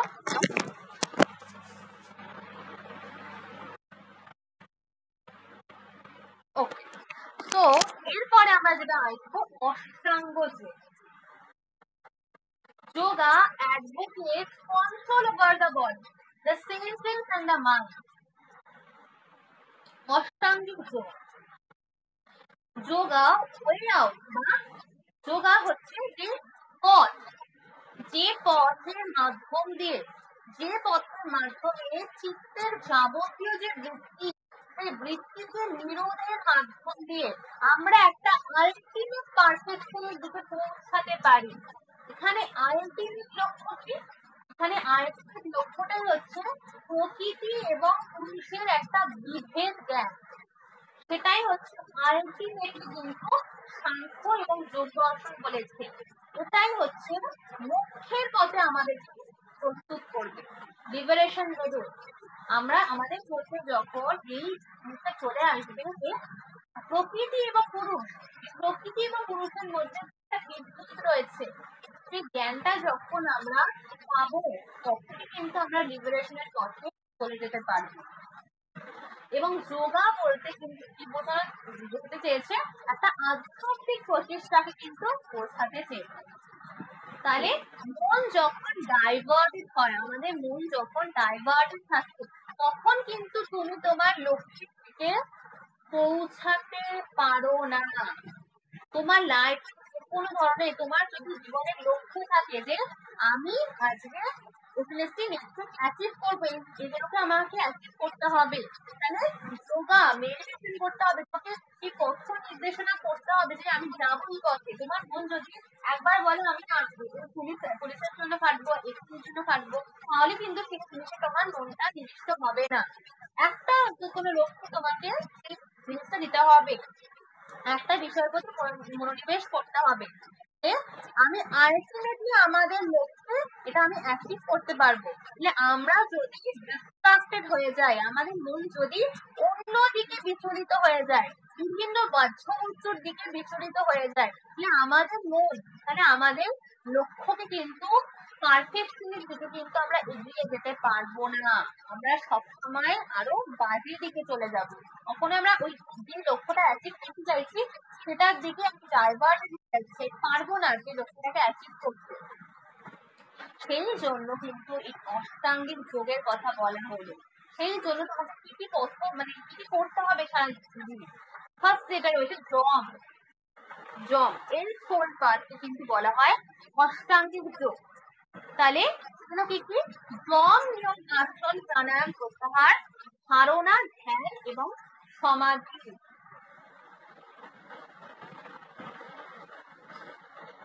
তো হ্যাঁ, যেটা বলছে I does not want to feel the body or the other recommends its perfection, তাহলে মাইন্ড বডিকে কন্ট্রোল করে। এবং যোগা সেন্স অর্গান এবং মাইন্ডকে আমাদের কিন্তু এই যোগা করলে কিন্তু আমাদের সেন্স অর্গান এবং মাইন্ড কিন্তু কন্ট্রোল হয়, এবং এই যোগার মাধ্যমে কিন্তু দীর্ঘমূল সেন্স অর্গান সংযত করতে আমাদের সাহায্য করে।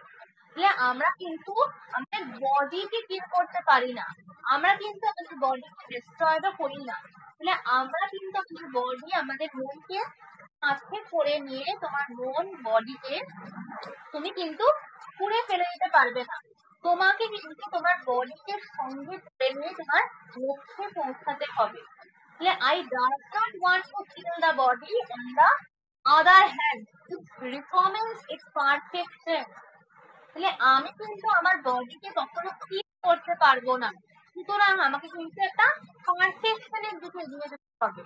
একটা সুস্থ মন, একটা সুস্থ শরীর, এইগুলো থাকলে কিন্তু তুমি যদি সারাদিন তোমার শরীরটাকে জাঙ্ক ফুড খাও, সারাদিন শুয়ে বসে থাকো, এক্সারসাইজ করছো না, তুমি তোমার বডিতে একই রকম হয়ে যাবে, একটা ডিস্ট্রয় হবে, তোমার বডি ধীরে ধীরে ডিস্ট্রয় হতে থাকবে, তুমি নানা টাইপের তোমার শরীরের মধ্যে অসুখ হবে। তুমি যদি ডিসিপ্লিন লাইফ লিড করো, তোমার মনটা দুর্বল হয়ে যায় এবং তোমার শরীরটা যখন সুস্থ থাকলে তোমার মনটা কিন্তু সুস্থ হয়, দেখবে এরকমই হয়। তোমার কিন্তু শরীর সুস্থ থাকলে তোমার মনটাও সুস্থ হয়। তোমার মনকে যদি সুস্থ রাখতে হয় তাহলে কিন্তু তোমার শরীরকেও সুস্থ রাখতে হবে। এই জন্য তোমার কি প্রয়োজন? এই জন্য তোমার কিন্তু প্রয়োজন রেগুলার এক্সারসাইজ করা, জাঙ্ক ফুড না খাওয়া, ক্লিন একটা ডায়েট করা। তাহলে এইগুলো কিন্তু তোমার দরকার। আমাদের প্রত্যেকের দৈনন্দিন জীবনে কোনো সুনির্দিষ্ট লক্ষ্য আছে।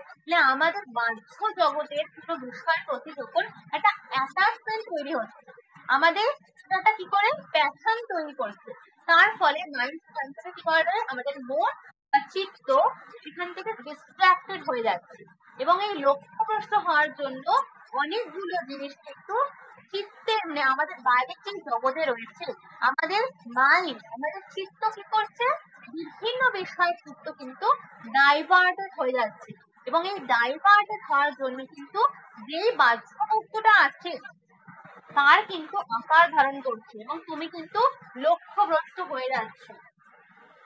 এবং তোমার মন কিন্তু একই সাথে দুটো বিষয়ের প্রতি কনসেন্ট্রেট করতে পারছে না।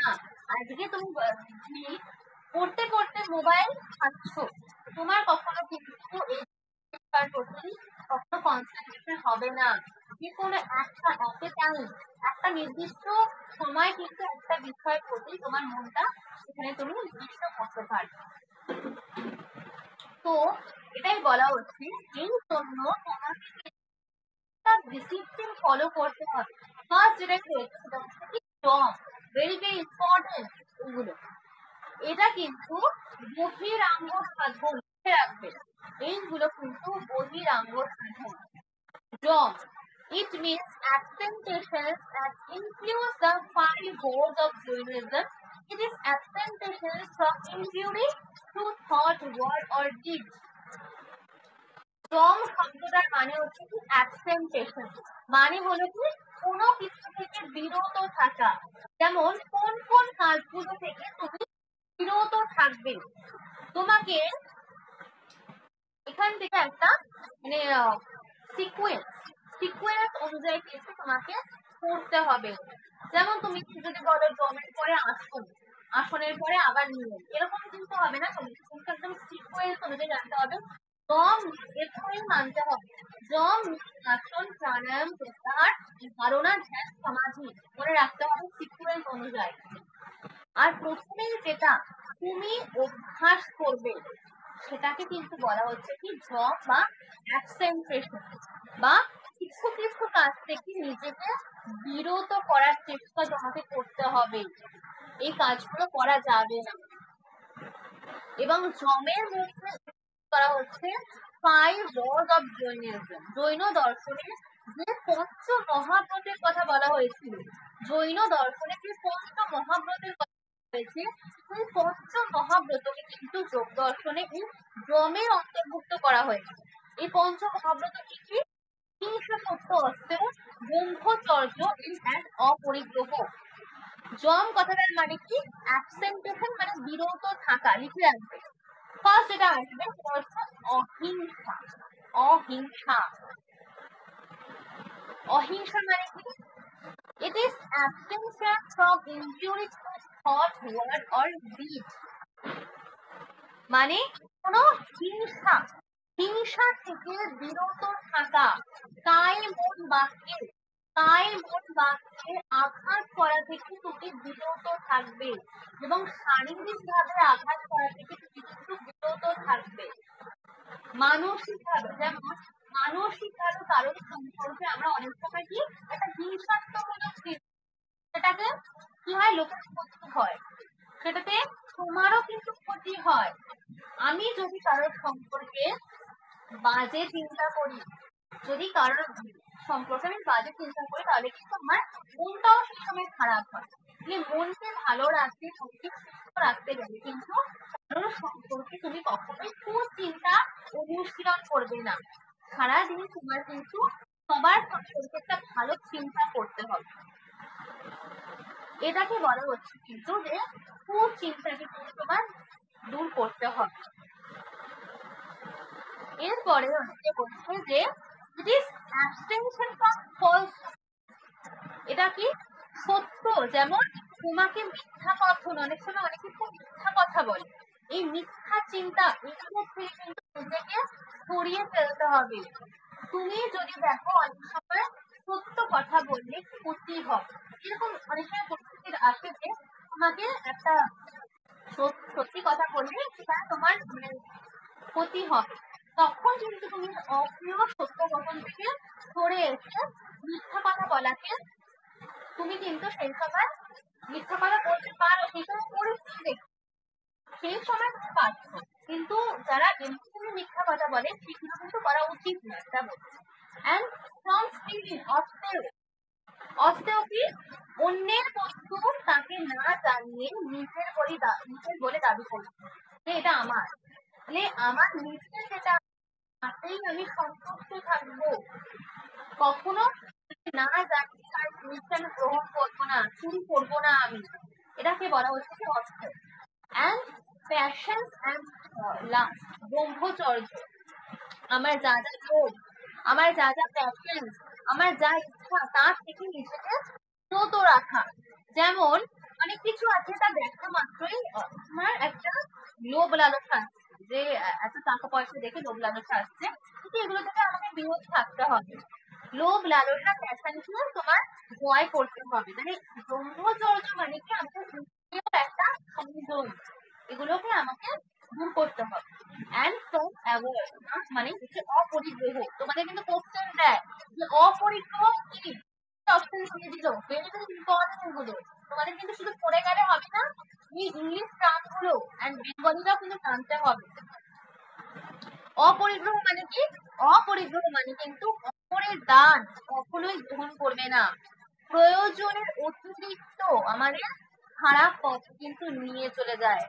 এক একজন আছে এরকম, মানে অনেক কিছু গ্রহণ করে অল্পর দিক থেকে, কিন্তু এগুলো করা উচিত নয়। সেটা কিন্তু বলছে যে অপরিগ্রহ মানে অপরের দান কখনো গ্রহণ করবেন না। এরপরে নিয়ম, নিয়মে কি বলছে? self culture and includes external and internal purification. নিয়ম মানে কি? সেলফ কালচার কিন্তু একটা কিছু আসবে, তখন ম্যাচিং আসবে। এখানে অ্যাডজেক্টিভ দেবে, এখানে চারটে অপশন দিবে, ম্যাচিং করতে দেবে কিন্তু, ঠিক আছে? তো এখানে প্রথমে যেটা দিয়েছে সেটা শৌচ। শৌচ মানে কি? শৌচ মানে কিন্তু এক্সটার্নাল এন্ড ইন্টারনাল পিউরিফিকেশন। আমরা যখন স্নান করি তখন কিন্তু এই স্নান করার পর কিন্তু আমাদের একটা ভালো লাগা কাজ করে, আমাদের মনটা, আমাদের দেহটা একটা পিউরিফাই হয়, শুদ্ধ হয়। এটাকে কি বলা হচ্ছে? শৌচ। শৌচ মানে কিন্তু প্রতিদিন তোমাকে নিজেকে পরিষ্কার রাখতে হবে, পিউরিফাই করতে হবে। এরপরে কন্টেন্টমেন্ট, সন্তোষ। কন্টেন্টমেন্ট মানে কি? অল্পটি তুষ্টি, অল্পটি ভালো থাকা। তোমার যেটা আছে তা নিয়ে একটা সন্তুষ্ট থাকা। যা তুমি পাওনি সেটার জন্য তোমার কোনো ক্ষোভ নেই, কোনো রাগ নেই। তাহলে অহেতুক কামনা বাসনা, অহেতুক আকাঙ্ক্ষা, সেটা তোমার মন, তোমার শরীরকে দুটোকে খারাপ পথে চালিত করে ফেলে। এই জন্য কিন্তু অল্প দিন তোমার যেটুকুনি রয়েছে সেইটুকুনি দিয়ে আমি সন্তুষ্ট থাকি। এটা কিন্তু ভীষণভাবে জরুরি তোমার ভালো লাইফ লিড করার জন্য। কন্টেন্ট। এরপরে রয়েছে অস্ট্রেটি। অস্ট্রেটি মানে তপ। তোমরা বেঙ্গলি ইংলিশ দুটোই কিন্তু ভালোভাবে পড়বে। অস্ট্রেটি তপ, এটা মানে কি?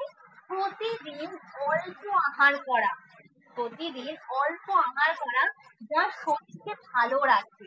এবং তোমার তুমি যেইটুকুনি খাচ্ছ জাঙ্ক ফুড না, কিন্তু ভালো টাইপের ফুড, ফল শাকসবজি, ভেজিটেবলস গুলো খাওয়া। তাহলে এবং মানে তোমার নিজের শরীরটাকে ঠিক রাখতে হবে। অস্ট্রেলিটি মানে কি? সহনশীলতার অভ্যাস করা। এবং এই সহনশীলতার অভ্যাসের জন্য কিন্তু তোমাকে স্বল্প আহার করতে হবে, যেইটুকুন দরকার। অতিরিক্ত জাঙ্ক ফুড, অতিরিক্ত বাজে জিনিস না খাও। তারপরে হচ্ছে স্টাডি, স্বাধ্যায় মানে কি? স্টাডি করা। আমাদের কি, আমাদের অ্যানসিয়েন্ট যে মুনি ঋষিরা ছিলেন, তাদের যে স্ক্রিপচার্স গুলো রয়েছে, সেই স্ক্রিপচার্সে তাদের যে সত্য তারা উপলব্ধি করছেন, সেগুলোকে তুমি যদি নিয়মিত ভাবে পাঠ করো, সেটা তোমার কিন্তু শরীর এবং মনকে দুটোকে ভালো রাখতে পারে। যে গীতা রয়েছে, যে রামায়ণ, এগুলো যদি তুমি পাঠ করো, তোমার কিন্তু অনেক সময় অনেকে পাঠ করে এগুলো, এগুলো কিন্তু তোমার মনকে ভালো রাখবে, মনকে কিন্তু ডিস্ট্রাক্টেড হতে দেবে না। যে ধর্মগ্রন্থগুলো রয়েছে সেগুলো তোমাকে পাঠ করতে হবে। অনেকে হনুমান চল্লিশা পাঠ করে, এগুলো কিন্তু করা ভালো। এটাই বলছি যে স্টাডি হয়। এরপরে যেটা রয়েছে গড, ঈশ্বর প্রণিধান। প্রণিধান মানে কি? প্রণিধান মানে হচ্ছে কন্টিনিউয়াসলি কোনো বিষয়ের প্রতি মনোযোগী হওয়া। ঈশ্বর প্রণিধান মানে কিন্তু একটা কিছুর প্রতি নিজেকে লক্ষ্য রাখা এবং তার প্রতি কনসেন্ট্রেশন। যেমন বলা হয় যে সারাদিনে 30 মিনিট মতো তুমি একটু প্রাণায়াম করো। প্রাণায়াম করা কিন্তু খুব ভালো। প্রাণায়াম করো, অনুলোম করো, বিলোম করো, এগুলোকে কিন্তু বলা হয় প্রণিধান, ডেডিকেশন টু গড। এবং ইউনিভার্সের গডের প্রতি তোমার যে ভক্তি, সেই ভক্তিটা তোমাকে থাকা দরকার। এবং জীবনে খারাপ সময়ে ডিভাইডেশন, তুমি ঈশ্বরকে ডাকছো, এটা কোনো সবসময় করা হয়। এবং তুমি কর্ম করো, কিন্তু কর্ম করে যাও, তুমি ফলের আশা করো না। তুমি কিন্তু সুখ দুঃখ তোমার মানে এইটা কিন্তু করতে হবে, ঈশ্বরকে ডাকতে হবে, মানে ভক্তি, ঈশ্বরের প্রতি একটা ভক্তি থাকা দরকার। এটাকে বলা হচ্ছে, এই জিনিসগুলো কিন্তু নিয়মের মধ্যে পড়ছে, তোমার সারাদিন জিনিসগুলো করতে হবে, তাহলে কিন্তু তোমার মন আর ডাইভার্টেড হবে না, একদিকে মন মানে থাকবে, সেটা নিবিড় হয়ে থাকবে। মানে আমাদের জীবনের সাথে কতটা রিলেটেড ফিলসফি কেন করে অ্যাকচুয়ালি বোঝা যাচ্ছে। তো আসন, আসন কি? It means sitting and comfortable posture. There are various kinds of postures which are a physical help to meditate. This is the discipline of the body. যেরকম ভারতীয় কালচারের আসল জায়গা কি? আসন, আসন it means ready as a comfortable posture. তোমরা কিন্তু কোশ্চেন দেবে সারাদিনের মধ্যে 20 টাইম কিন্তু তোমাকে নিজেকে, এবং যেখানে তুমি একটা ভালো ফিল করবে। আমাদের মধ্যে ডাইভার্ট হয়ে থাকে সব, এবং সেই ডাইভার্ট নিজের মধ্যে কিন্তু আমি একটা সংযত রাখার চেষ্টা করব। এটাকে বলা হয় কি? আসন। It means steady and the comfortable posture, and there are various kinds of physical help to meditation. অনেক ধরনের পোস্টার্স রয়েছে, অনেক ধরনের আসন কিন্তু করা হয়। আসন আসলে কিন্তু দেহকে সুস্থ রাখে এবং আমাদের দেহ আমাদের মনকে সুস্থ রাখে। তাই জন্য বলা হচ্ছে যে এই আসন কিন্তু আমাদের প্র্যাকটিস করতে হবে আমাদের দেহ এবং মনকে সুস্থ রাখার জন্য, এবং এটা একটা ডিসিপ্লিন মেনে করতে হবে। তুমি নিজের মতো করে নিজে করছে না, সেরকম ভাবে করা যাবে না, এগুলো তোমাকে একজন গাইডে মানে গাইড লাগবে সেটা পালন করার জন্য। ঠিক আছে, এই পোস্টারগুলো তোমাকে নিজের মতো করে করে যাবে, অনেকে ভুলভাল আসন করে, নিজেরই ক্ষতি হয়, সেই জন্য তোমাকে একজন গাইডেরও ভূমিকা সেখানে রাখবে। এরপরে আছে কি? প্রাণায়াম। প্রাণায়াম কি? It means steady and the comfortable. আমাদের যে নিঃশ্বাস প্রশ্বাস, তোমাদের কিন্তু এই কোশ্চেন এসেছিল যে প্রাণায়াম ছিল control of birth and breath with regulations of inhalation. ঠিক আছে, এটা কিন্তু প্রাণায়াম তোমাদের কিন্তু ভেরি ভেরি ইম্পর্টেন্ট। আমাদের যে নিঃশ্বাস প্রশ্বাস তাকে ধরে রাখা, তাকে গোপন করা, এটাকে কিন্তু বলা হয় কি? প্রাণায়াম। এবং আসন হলো কি? একটা ফিজিক্যাল পোস্টার। আসন হচ্ছে একটা ফিজিক্যাল পোস্টার, এবং প্রাণায়াম হলো কিন্তু আমাদের কি করে? প্রাণায়াম কন্ট্রোল অফ দ্য ব্রেথ, প্রশ্বাস গ্রহণ করা, এবং রিটেনশন মানে কিন্তু তাকে ধরে রাখা এবং সেটাকে ছেড়ে দেওয়া। and it is beneficial to health. It is highly conducive to the concentration of the mind. যেমন যারা খুব চঞ্চল হয় তাদেরকে কিন্তু এই প্রাণায়াম প্র্যাকটিস করতে বললে ব্রেথ কন্ট্রোল, এই ব্রেথ কন্ট্রোল করার মাধ্যমে কিন্তু মন অনেকটা কন্ট্রোলে চলে আসে, আমাদের অনেকটা স্থির হয়ে যায়। এবং এই আসন, যে আসন প্র্যাকটিস করো, এই প্রাণায়াম কিন্তু তোমাকে একটা ভালো লাগবে। প্রাণায়াম করলে একটা ইয়ে হবে। সেই বলছে যে তোমার মধ্যে এই প্রথমে আমরা কি করি? ইনহেল করি, প্রথমে আমরা উচ্ছ্বাস করি, তারপর তাকে কি করি? রিটেনশন করি, কন্ট্রোল করি, ধরে রাখি, তারপরে কিন্তু আমরা শ্বাস ছেড়ে দিই। মানে যদি আমরা এই জিনিসটা করতে পারি, আমাদের মন কিন্তু ভালো থাকবে, আমাদের মন, আমাদের বডি কিন্তু ভালো থাকবে। তো এটা কিন্তু মনে রাখবে, এটা করতে হবে তোমাকে। এন্ড প্রত্যাহার কি? প্রত্যাহার হচ্ছে control of the senses and consist in withdrawing the senses from their objects. Our senses have a natural tendency to go outward. প্রত্যাহার মানে হচ্ছে নিজের চিত্ত প্রত্যাহার করে নাও, নিজের যে চিত্ত রয়েছে সেই চিত্তকে প্রত্যাহার করে নাও। যে কোনো বাহ্য বস্তুকে দেখলে সেই দিকে তোমার মন যেন ডাইভার্টেড না হয়ে যায়। এবং it is control of the senses, object থেকে, যে অবজেক্ট গুলো রয়েছে সেই অবজেক্ট থেকে বাহ্য বিষয় থেকে সেন্স অর্গান গুলোকে উইথড্র করে নেওয়া, তোমার নিজের লক্ষ্যের দিকে প্রত্যাহার, মানে তোমাকে কিন্তু নিজের লক্ষ্যে এগিয়ে যেতে হবে এবং এই বাহ্য বিষয়গুলো আসক্তিগুলো কামনা বাসনাগুলোকে ছেড়ে দিতে হবে। ঠিক আছে, এটাকে তবে ঠিক করতে হবে, must be fixed and directed towards the external goal। ভালোভাবে বুঝবে যে আমাদের তোমার নিজের লক্ষ্যকে ডাইরেক্ট করতে হবে এবং ইন্দ্রিয়গুলোর স্বভাব যাতে বাহ্য বস্তুর জিনিসের প্রতি আসক্তি হয়ে যাচ্ছে আমার, সেইটা কিন্তু তোমাকে চেক করতে হবে।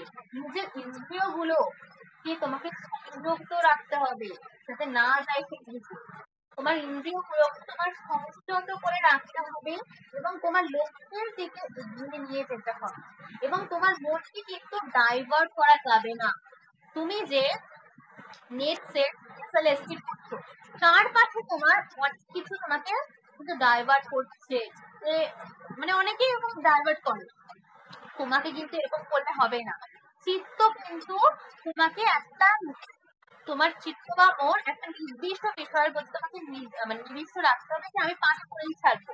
তাহলে চিত্ত যাতে কিন্তু বাইরের জগতের কোনো বিষয়, মানুষ, কোনো বস্তুর প্রতি যাতে অ্যাটাচ না হয়, তুমি কিন্তু এটা প্র্যাকটিস করবে কিসের মাধ্যমে? বলো, কিছু বলছো? কেউ কিছু বলছো? কি আবার মাইক্রোফোন অন রেখেছে? তো তোমাকে কিন্তু টানা করতে হবে আসন এবং প্রাণায়ামের মাধ্যম দিয়ে যাতে তোমার চিত্ত ডাইভার্টেড না হয়ে যায়। এটা কিন্তু প্রত্যাহার এবং প্রত্যাহারের মধ্যে দিয়ে কিন্তু নিজের চিত্ত মনকে, এবং সে কিন্তু আর বাইরের জগতের প্রতি অ্যাটাচ হবে না। একটু মাইক্রোফোন অন করো, যে মাইক্রোফোন অন রেখেছো। একই 1 মিনিট।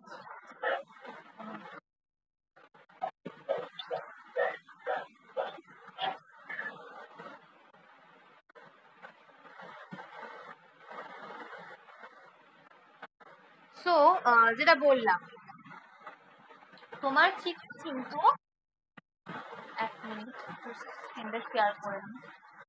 কেউ মাইক্রোফোন প্লিজ অন করবে না ক্লাসের সামনে, আমি যতক্ষণ না বলছি।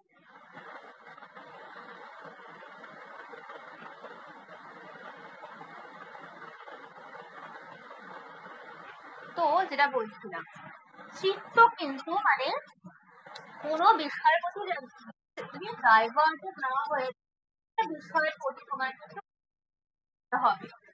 And these 5 are called external aids to যোগাযোগের।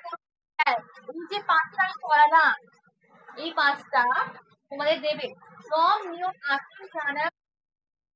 এই 5টা কিন্তু external aids to যোগা লিখতে তোমাদের কোশ্চেন দেয়। বহিরাঙ্গ সাধন, বহিরাঙ্গ সাধন, এগুলোকে বলা হয় হচ্ছে বহিরাঙ্গ সাধন, যম, আসন, প্রাণায়াম, প্রত্যাহার। এক্সটার্নাল এইডস টু যোগা, দেখো এক্সটার্নাল এইডস টু যোগা এই 5টাকে কিন্তু বলা হয় বহিরাঙ্গ সাধন। আর অন্তরাঙ্গ সাধন, অন্তরাঙ্গ সাধন হচ্ছে ধারণা, ধ্যান এবং সমাধি। পড়া বলছে ধারণা, ধ্যান এবং সমাধি, এই তিনটাকে কিন্তু বলা হয় internal AIDS. Internal AIDS.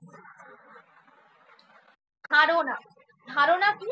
It is fixing the mind on the object or basis like the tip of the nose or the midpoint or the eyeball or the lotus of the image of the gaze। যেমন ধরো একটা meditation, এই meditation করতে গেলে কোনো একটা অবজেক্টকে কেন্দ্র করে করতে হয় এবং কোনো বিষয়কে কেন্দ্র করে কিন্তু একটা মেডিটেশন করা উচিত। সে তোমার টিপ অফ দ্য নোজও হতে পারে, পয়েন্ট অফ দ্য আইব্রোজ, এইগুলোকে কেন্দ্র করে কিন্তু তুমি মেডিটেশনটা করবে। তাহলে মেডিটেশন করা মানে কিন্তু ধারণা, একটা কোনো কিছুকে সামনে, এটা তুমি দেবতার ছবিও রাখতে পারো, দেখো দিয়েছে, আর ইমেজ অফ দ্য দিয়েছে, তুমি কারোর ইমেজ রাখতে আবার চোখ বন্ধ করে নজর দিকে একটা তুমি মনোযোগ দিতে পারো, মানে দুটো চোখ বন্ধ করে দুটো আইব্রোজের মাঝখানে নিজের দৃষ্টি নিবদ্ধ করো, সেটাও কিন্তু একটা মনোযোগ তৈরি করার একটা ওয়ে হতে পারে। এবং মনকে ফিক্স করা অর্থাৎ ইমেজ অফ দ্য, কোনো একটা ইমেজ সামনে রেখে তাকে তুমি মনে করছো, তোমাদের কিন্তু সেটাকে ম্যাচিং করে, তাহলে একটা ইমেজকে ধরে ধ্যান করছো। হয় না যে যেমন একটা প্রদীপের শিখা বাইরে থেকে অনেক ডিস্ট্রাকশন সৃষ্টি হয়, প্রদীপের শিখাটা কি হয় কাঁপতে থাকে, তাহলে কোন বায়ু যখন তাকে আঘাত না করতে পারে তখন কিন্তু সোজা হয়ে সেই প্রদীপটা জ্বলতে থাকে, কিন্তু যখন হাওয়া বাতাস দেয় তখন কিন্তু সেই প্রদীপের শিখাটা এরকম করতে থাকে।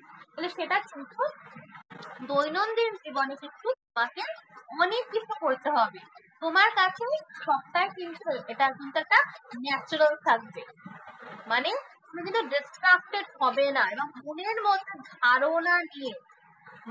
মধ্যে ধারণা নিয়ে তুমি ধ্যান করতে পারো, সেটা তোমার টিপ অফ দ্য নোজ হতে পারে, mid point of the eyebrows হতে পারে, আর ইমেজ অফ দ্য ডেটিং কারোর ইমেজ ছবিও হতে পারে। এইটাকে বলা হচ্ছে কি ধারণা, ঠিক আছে। এরপরে হচ্ছে ধ্যান, it means meditation on the conscious undisturbed flow of thought around the object of meditation। ধারণার পরে জায়গা হবে কিন্তু এটা কিন্তু তোমাদের পরপর সিকোয়েন্স অনুযায়ী মনে রাখতে হবে, ধারণা, ধ্যান এন্ড সমাধি। ধারণার পরে জায়গা হলো কিন্তু ধ্যান।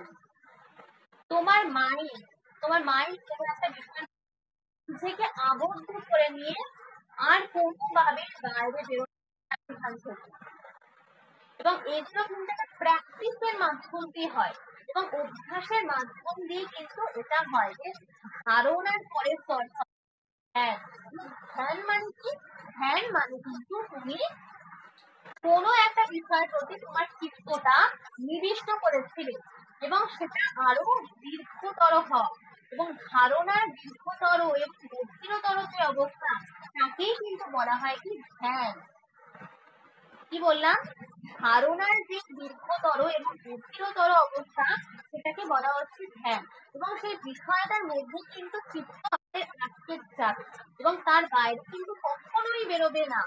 ইট is the state for contemplation, এটা কিন্তু লিখে রাখবে। It is the contemplation without any break.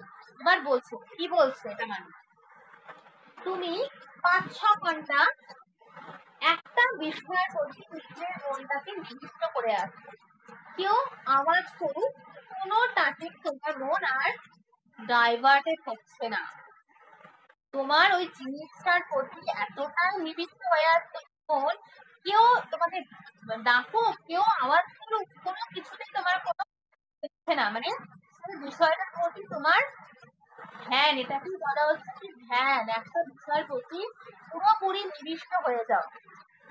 এবং ধ্যানের লাস্ট হচ্ছে কি সমাধি,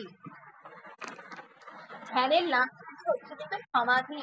It means concentration. This is the state of yoga. সমাধি হচ্ছে কিন্তু যোগের final stage. There the mind is completely absorbed in the object of meditation. এখানে অবজেক্টের প্রতি চিত্ত আর কিন্তু নিবিষ্ট থাকে না, কোনো অবজেক্ট তার কিন্তু প্রয়োজন হয় না। ধ্যান অবধি কোনো অবজেক্ট করে চিত্ত মনোযোগী হচ্ছিল, এবং এই সমাধিতে কি হয়? সমাধিতে হচ্ছে চিত্ত আর কারোর প্রতি মনোযোগী হয় না, এখানে জ্ঞাতা কর্তা গৃহ বস্তুর মধ্যে সমস্ত ধরনের বিবেক হয়ে যায়। এই লাইনটা বেশি ইম্পর্টেন্ট, লিখে নেবে। Here the mind is completely absorbed in the object of meditation. In ধ্যান the act of meditation, the object of meditation means separate. কি বলছে?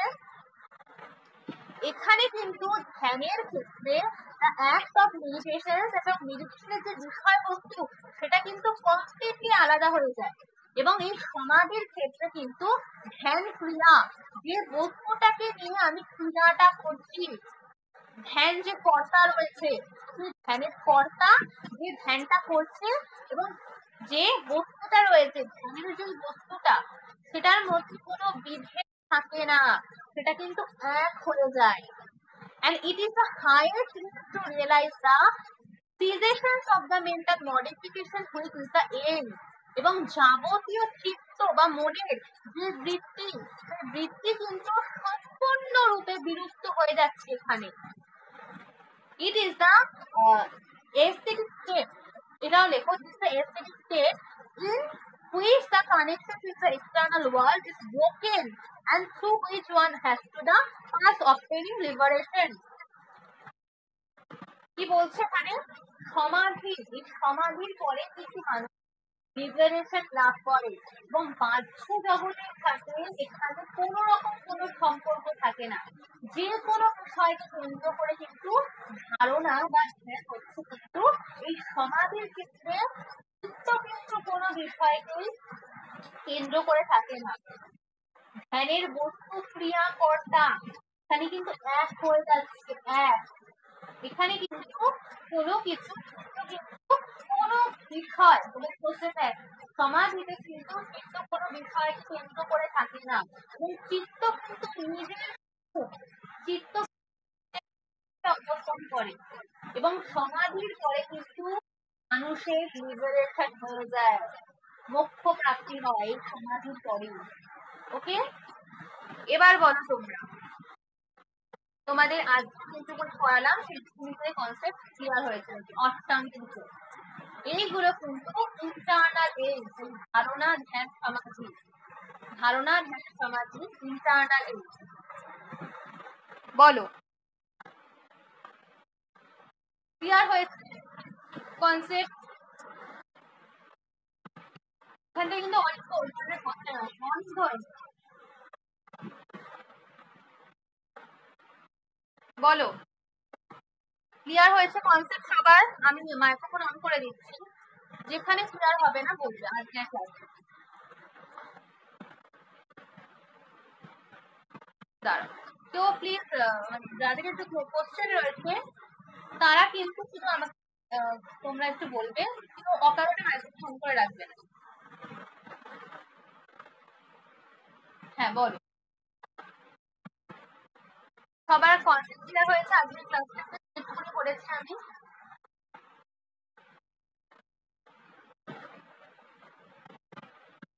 সমাপ্তি, কনসেপ্ট ক্লিয়ার হয়েছে? সমাপ্তি।